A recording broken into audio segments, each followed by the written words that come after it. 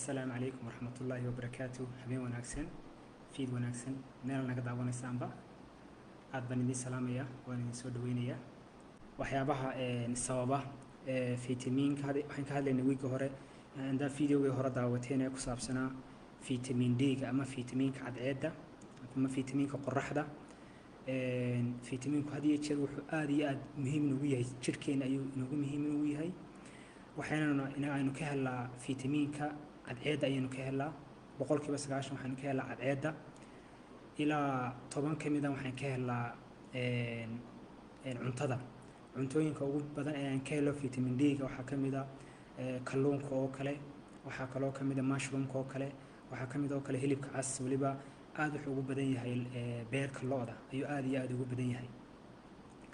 marka had iyo jeer vitamin D gu dadkeena ama bulshadeena aad iyo aad buu hooseeyaa waxyaabo badan ayaana sababa inuu hoos u dhaco waxa laga yaabaa waxaan u baahanay maqaarkeena kale wuxuu u baahan yahay inaan waqti badan qorraxda isu dhigno si aynu inugu sameysmo fitamiinkii oo ay qorraxdu inooga caawiso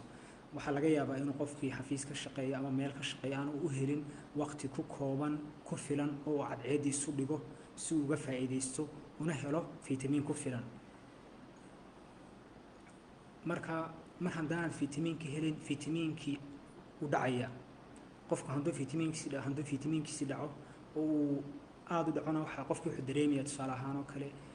awood la'aan buu dareemayaa daal buu dareemayaa wuxuu kaloo dareemayaa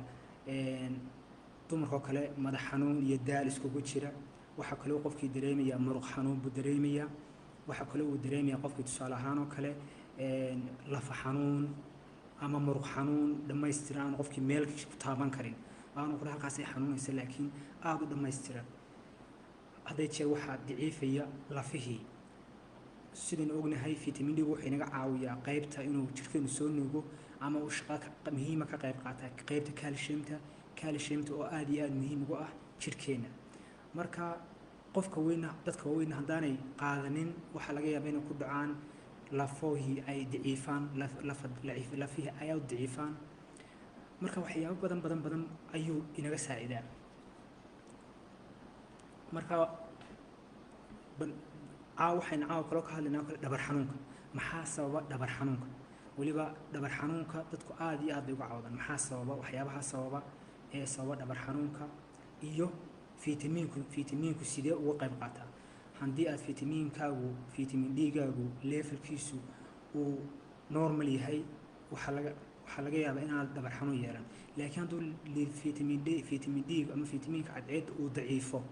oo hoos u dhaco waxa sabaysmaya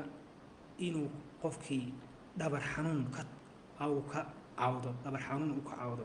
oo dhabar xanuun baahsan uu ka cawdo marka waxaan ka hadlaynaa imanka waxa weeye dhabar xanuunkii wiigii hore ayaan kasoo hadalay vitamin D gii iyo sidii uu jirkeena ula shaqeynayay inoo caawinayay iyo muhiimadiisa inuu si hormoon ahaan oo kale u shaqeeyo oo aad iyo aad muhiim u ah videoga horaan haddaan waxaad ka daawan doontaa channelka YouTube aan ku leenahay ka daawan doontaa linkigana waan soo gelinaya haddii Ilaahay ka dhigo marka waxaan ka hadlaynaa dhabar xanuunka iyo waxyaabaha sababa inugu kale hadii jeer maalin kasta aan la kulano waxaan la kulano dad badan oo ka cabanaya dhabar xanuun marka hadda si aad waxyaabo badan uga ogaato ayaan ka hadlaynaa marka waad nala socon kartaa haddii Ilaahay ka dhigo hadii jeer dhabar xanuunka waxaa sababa waxyaabo aad iyo aad u tiro badan baa sababa laakiin wax oo dhan kuma soo koobi karno waxaan ka soo qaadanaynaa dhowr ugu muhiimsan ee hadii jeer dadka ku sababa dhabar xanuunka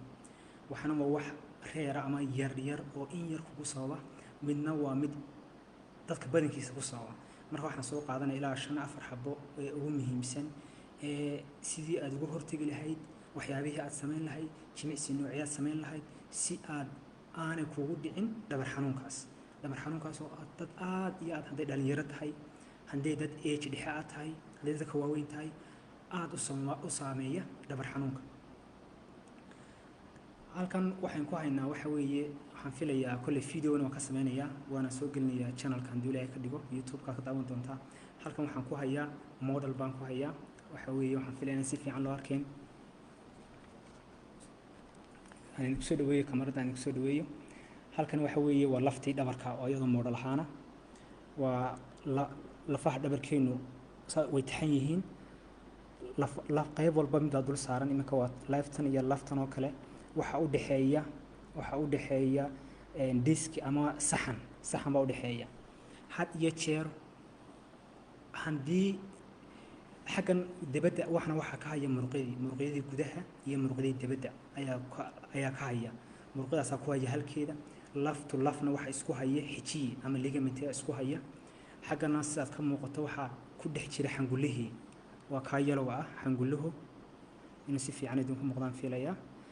xangulahaas dhinac kastana waxaa ka baxa neerfayaal bidix iyo midigba waxaa ka baxa neerfayaasha neerfii waa kaa yalowa ah waa kaa neerfi yalowa ah xaggana neerfii baa ka waxaysma marka had iyo jeer dad aad iyo aad u fara badan ayaa ka cawda dhabar xanuunka weliba qaybta hoose ee dhabarka marka waxyaabaha sababa oo kale halkan waxa weeye waa buurbuurkan dad dhabarkaa iska taabatid waa dareemi kartaa qaybaha laftii oo soo taagtaagan marka had iyo jeer waxyaabaha sababa oo kale qofku markuu gowbo oo kale waxa ku waxaysma osteoarthritis oo kale ama arthritis oo kale xanuunada sababa oo kale waxaa kale oo sababa haddii uu qofku age oo kale yahay uu qofku da' yahay waxa dhammaanaya laftiibaa daciif noqonaysa waxaa laga yaaba inuu fitamiinkiisa hooseeyo calciumtiiba hoos u dhacaysa lafihiibaa daciifaya si wixii isku xinay makaanaysa mahaan oo kale laftiibaa daciif noqonaysa mar haddii laftii daciif noqoto maxaa ku dhacaya saxankii u dhexeeya labada lafood isaguna wuxuu samaysmaya inuu daacitaan baa isaguna samaysmaya halkan oo kale waxaan ku hayaa halkan oo kale waxay ku leedahay laf to laf waxaa jira laabato ama joints yar baa jira haddii jointskaas oo kale jointskaas ama laabatada yaroo kale ay ku samaysmato laabatadaasoo kale haddii uu ku arthritis ku waxaysmo wuxuu samaysmayaa inuu daacaya dabeetana wuxuu cadaadis ku samaysmayaa neerfihii halka aad ka aragto neerfihii ayuu cadaadis ku samaysmayaa neerfihii waxyaabaha hadee jeer sababa hadduu imika jointskaas oo qofku markuu age yahay oo kale hadduu cadaadis ku waxaysmo cadaadis buu ku samaysmayaa neerfihii markuu cadaadis ku yimaasmo qofkii wuxuu dareemaya xanuun buu qofkii dareemaya xanuun markuu dareemo maxaa kale samaysmaya neerfihii muxuu samaysmaya neerfihii caabuqa ku dhacaya neerfihii amar buu bixinaya amarkaa uu qaadayo wuxuu geenayaa muruqyadii sidaa daraaddeed muruqyadii xanuun baa kugu dhacaya halkan oo kale waxaynu ku aragnaa nimanka waxa weye lafta tani oo kale waa qof da' oo kale waad aragtaa sidai u qalolocsan lafihii ay u maratay ay u yeeleelatay xataa overgrowth oo samaysay xaggan ay qayb kasta ugu waxaysmatay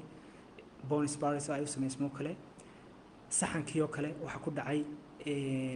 wuu daacay saxankii sidaad ku aragto halka casaankaas oo kale xaggan waa normal xaggan jointska xaggan waa normal neerfihii space buu haystaa wax cadaadisi kuma jiraan jointskii xaggana waa okay laakiin xaggan jointskii xagganna cadaadis baa ku yimi waxaan filaya inaan si fiican loo arkin laakiin video ayaan ka sameynaya hadduu ilaahay ka dhigo si uu kaleer u noqdo aanu idiin tuso hadduu ilaahay ka dhigo xagganna waa iyadoo tusaale ah tani waa iyadoo normal ah oo wataa dhexdii ku jirta tanna maxaa ku yimi cadaadis baa ku yimi adiga arka casaanka dibaddii buu soo baxay marka qaybtan dibadda waxaa ku waxaysan muruqyadii haddii iminka qofku uu xafiis fadhiyo ama in badan uu meel fadhiyo ama soofaha fadhiyo tvga daawanayso aan wax jimicsiya samaynin ama dhalinyaraba ahow ama qof da-dhexaba ahow haddii aan wax jimicsiya samaysmin lafaha maxaa ku dhacay muruqyadaadii waxaa ku dhacaya way daciifayaan mar hadday muruqyadii daciifaan tan aad bay muhiim u tahay waxyaabaha aad iyo aad ugu soo dadka lafa xanuunka dhabar xanuunka cafwan muruqyadii way ku daciifeen ama qofka da-da ahoo kale muruqyadii way qalafsanaanayaan oo kale stiff baa ku dhaca muruqyadii way ku qalafsanaanayaan way ku daciifayaan hal muruqyadani shaqadii ay saa ugu hayeen lafdhabarta ayay shaqadoodiiba hoos u dhacaysa daciifkaa muruqyadii ku yimi waxa diskigii ama lafdhabartii waxay bareesha ku samaysmaysaa neerfihii markaa neerfihii markuu isaguna amar wuxuu ku bixi caabuq baa samaysmay amarkii buu qaadaya muruqyadii sidaa daraaddeed dhabar xanuun aad u dareemaysaa sidoo kale haddaad jointskaas wax kale uu kaaga noqdo haddii uu lafdhabarta dadka waaweyn oo kale soo bixitaankaas aad ama daacidkaas aad iyo aad buu muhiim ayuu ugu badan yahay. qofkii wuxuu kale ka dareemayaa neerfaha hadii jeer neerfayaasha dheega ka baxa dhabarka ee qayb walba ka baxa lugta, xataa qofku wuxuu ka dareemayaa lugta qaybta dambe ayuu dareemayaa faraha hoose, ruuga dabadiisaas, dheega intaasoo dhan buu ayuu qofka dareemayaa. odhanaya waxaan hadda laga yaabaa inaan dhabarkii dambe xanuun badan ba aanu kala hayn, laakiin xanuun aada wuxuu ka dareemayaa qaybtii hoose, waayo neerfihii qaadayay neerfaha weyn ee xagga dambe mara ee lugta raaca ayaa isaguna qaadaya caabuqii oo qaadaya neerfihii, deetana murqadaas adimadii oo waxaad ka dareemaysaa kabuubyo, waxaad ka dareemaysaa in irbad lagu mudmadayo oo kale ayaad ka dareemaysaa.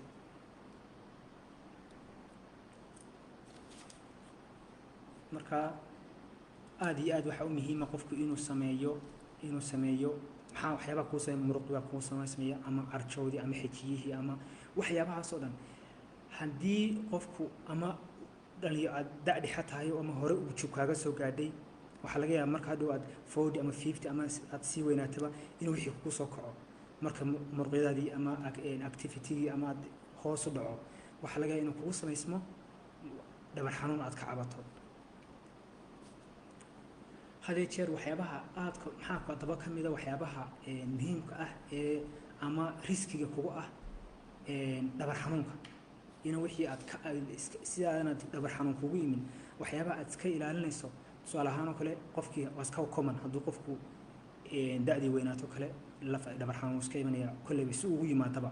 dhinacu ka soo wareegaba dhabar xanuun waxa uu imanaya.